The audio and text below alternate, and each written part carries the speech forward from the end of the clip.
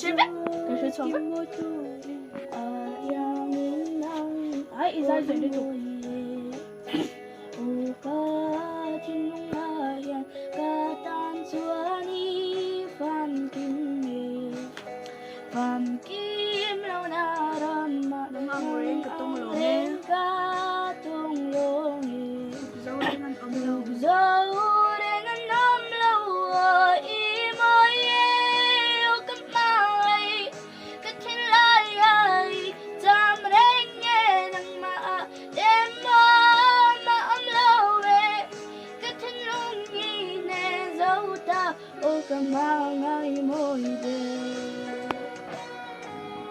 Mấy tiền cái đó.